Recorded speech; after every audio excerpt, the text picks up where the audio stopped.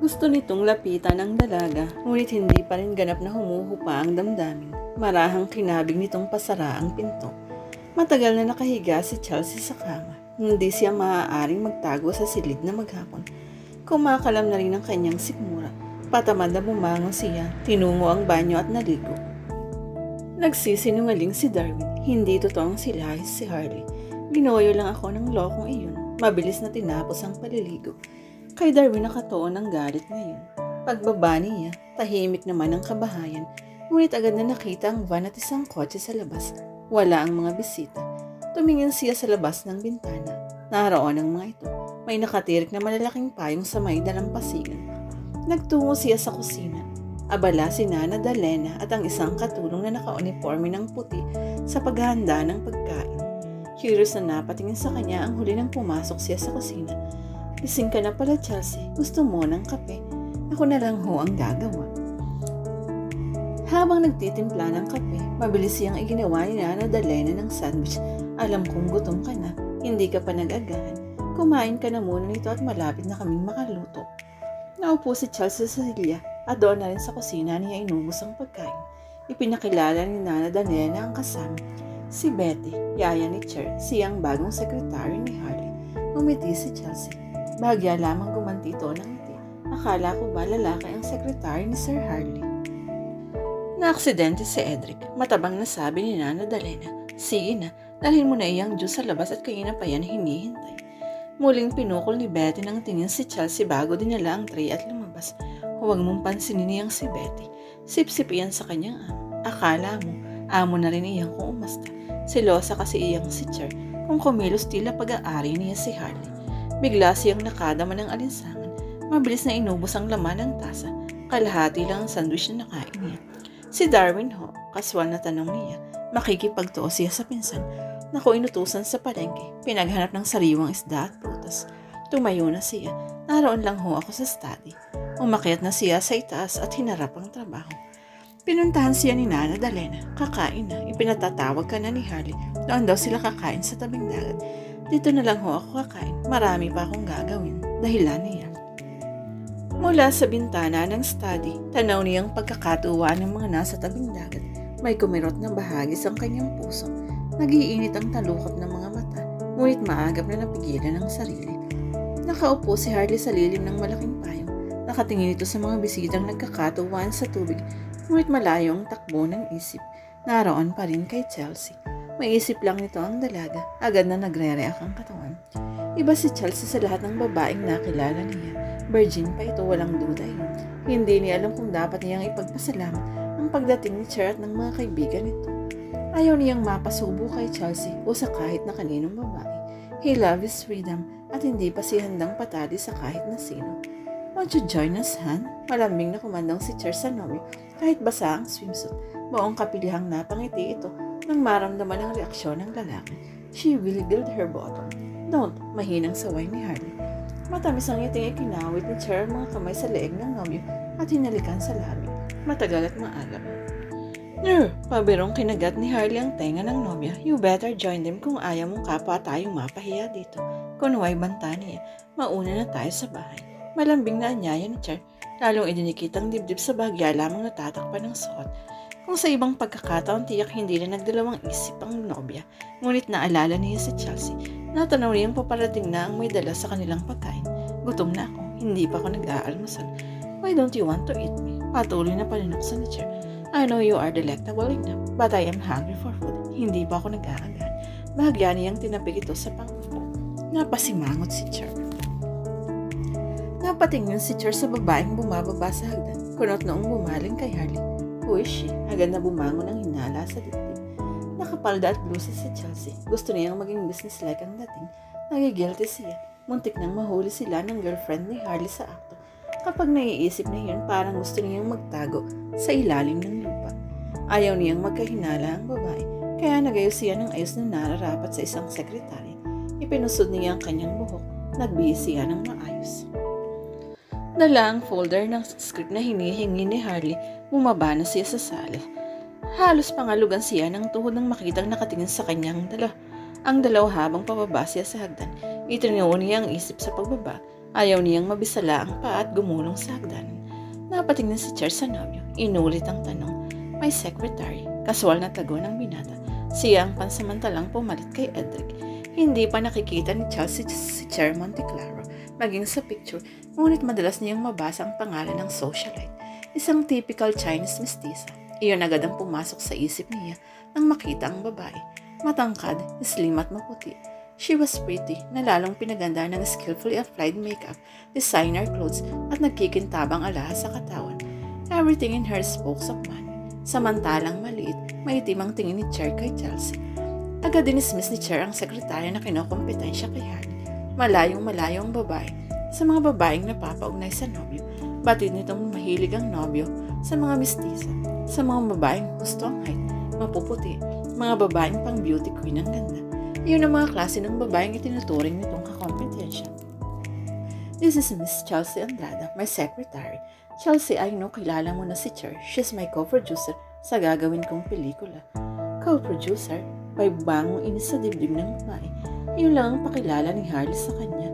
Malambing na niyakap ng dalawang kamay ang bewang ng lalaki at sinandig ang ulo sa may balikat nito. Ipinakikita ang kanya ang lalaki. Isang pilit ng ngiti ang sinukli ni Chelsea sa matabang na hay ng babae. Iniabot ni Chelsea ang daladalang dalawang folder ng script sa binata.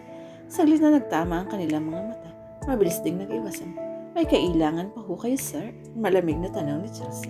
Nakita ni Harley ang tinitimping galit sa mga mata ng dalaga. Naisa na itong magpaliwanag. Ngunit wala itong pagkakataon. Hindi naman nakaligtas sa matalas na pakiramdam ni Cher ang palitan ng tingin ng dalawa. Wala na.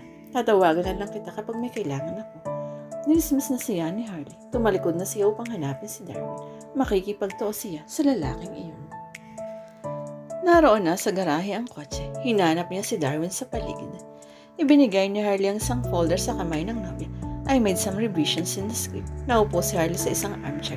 Napilitang umupo ang socialite sa kaybayo niya. Basahin mo, then tell me kung approve na yan sa'yo. Hindi man lang tinangkang buklatin ni Cher ang folder. I have great faith in you, honey. Whatever changes you made, alam ko pero para na rin sa ikagaganda ng pelikula. Thanks, yun ang isa sa mga dahilan kung bakit tinanggap niya ang alok ni Cher na makipag-co-produce sa kanya sa gagawing pelikula. Siya ang sole authority pagdating sa gagawing pelikula. I know this is your diva of filmmaking and I want you to exercise creative freedom. Masuyong hinaplos ni Cher ang kamay ng nobyo. Ibinato nito ang folder sa isang dulo ng sopa. Shall we forget about the film for a friend? Meantime, anyway, tapos mo na ang script. How about celebration tomorrow night? Bukas pupunta ako sa doktor. Tatanggalin na ang cast ko. Really? Let's call for a double celebration. Don't worry, Ham. It will just be a small party. And we will announce that we're not ready to start filming. Ikaw na lang ang hinihintay ng lahat. Pasado 6:00 na ng gabi nang dumating si Harley mula sa Manila. Nakagayak na ang garden na pagdarausan ng party. Naroon ang caterer kasama ang mga food servers. Tumutugtog na rin ang stereo. Masayang sinalubong siya ng halik ni Cher. Everything is ready. It was just a small party. I just called a few friends, some press people. Iginala ni Harley ang paningin sa paligid. Marami ang nakahandang mga mesa. You know how it is. Tumawag ka ng isa at tiyak marami ang darating. I just look extra precautions. Nagpahanda ako. Good for 100 guests. Napabuntong hininga na lang si Harley. I'm tired. Give me time to rest. Sige, I'll just check everything then magbibis na rin ako. Masayang sabi ito. Bakit na si Harley sa itaas ng masalubong si Chelsea sa may hagdan? Pababa naman ang dalaga. Nagkatitigan sila. Napatungan ang tingin ni Chelsea sa kamay nito. Wala nang cast. Kumusta na ang kamay mo? Kahit galit siya rito, hindi pa rin niya may iwasang di ipakita ang concern.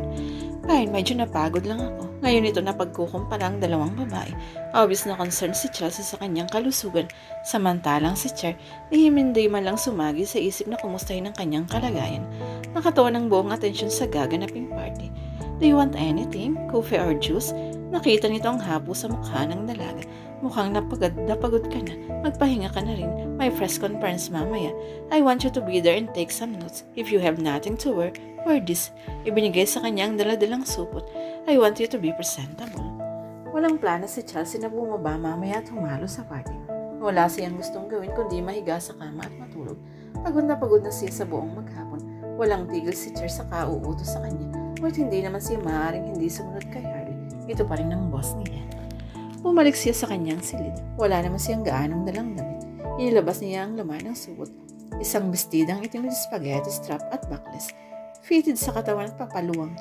Laylayam. Maiksi, isinukat niya. Napaka-sexy nangyari ng damit. Imposibleng makapagsuot siya ng bra. Hanggang kalahati lang yun ang hita. Sukat na sukat yun sa kanya. Para bang ipinasadya. Hinuban niya ang damit. Magpapahinga lang ako sandali. Ipinigit niya ang mga mata. Ilang sandali pa itulog na siya. Nanggulantangin siya ng sunod-sunod na katok. Nagmamadali siyang bumangon. Napatingin siya sa alarm clock. Mag-aalas 8 na. Pinuksan niya ang pinto. Si Harley. Bihis na ito. Nahigit niya ang hininga. Napakagwapo ni Harley sa suot nitong semi-formal dress. You're not dressed, yes.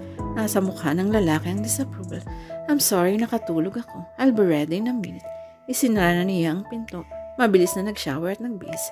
Sa loob ng kalahating oras, bihis na siya. Sinipat niya ang sarili sa salamin. Nasisiyan-sisiya sa nakikitang refleksyon. Sexy and alluring. Ang kanyang dating, dumaan siya sa study. Kinuha ang stenopad at matulis na lapis at bumaba.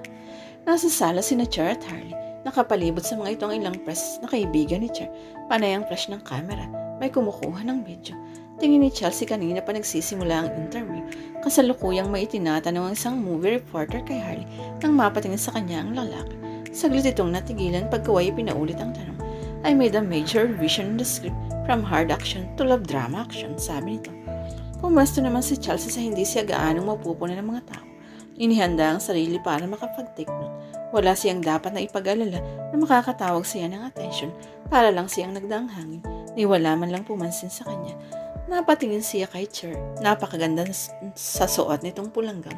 Lalong lumitaw ang kabutihan, ang makinis ng bulat. Harley, totoo ba na maliban sa sisimula na ninyo ang shooting ng inyong gagawing pelikula, which you co-produce with Cher, mayroon pa kayong mas magandang i-anunsyo ngayong gabi? Si Babette, isang lalaking columnist. Bahagyang napakunot ang binata. What do you mean, Babette? Napatingin ito kay Cher. What is it, Han? May pananabik na tanong ni Cher. Did you plan this to surprise me? Kinutuban si Harley. Mga kaalyado ni Cher ang lahat ng mga reporters na naroon. Tumingin ito sa reporter. Matamis na ngumiti si Babette. Scripted lahat ang sasabihin nito. Kaya kami nagpunta lahat dito kasi we heard na tonight ay i-announce mo na ang matagal ng pinananabikan ng lahat. Ang iyong engagement. Ay nais pagpawisan ng malapot ni Harley. Alam niya laro yun ni Cher.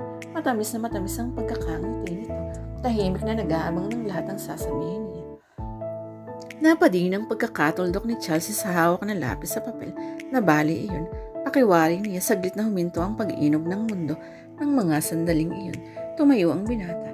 Patayo rin sana si Cher ngunit sininyasan niya itong umupo. Paano mo nalaman iyon? Nakangiting tanong niya sa reporter para magkaroon ng kaunting panahon. He'd been put on the spot before on a more tricky situation pero nalulusatan niya. Mabilis na pinagana ang isip. Nakita si Chelsea na nakaupo sa gawing labas ng mga nag-i-interview. Sinenyasan niya itong lumapit. Secret, masayang tugon ni Babette. Well, supposed to be, i-anunsyo namin ito pagkatapos namin may shoot ang pelikula. Sumulyap siya kay Cher. Matamis na ngitian ito. Nagkislapan ang mga camera. Chelsea, tumayo si Chelsea. Akala'y may iuutos ito. Nang makalapit siya, inakbayan siya nito at hinapit palapit sa katawan nito. Ladies and gentlemen, I am happy to announce my engagement to Miss Chelsea Andrada.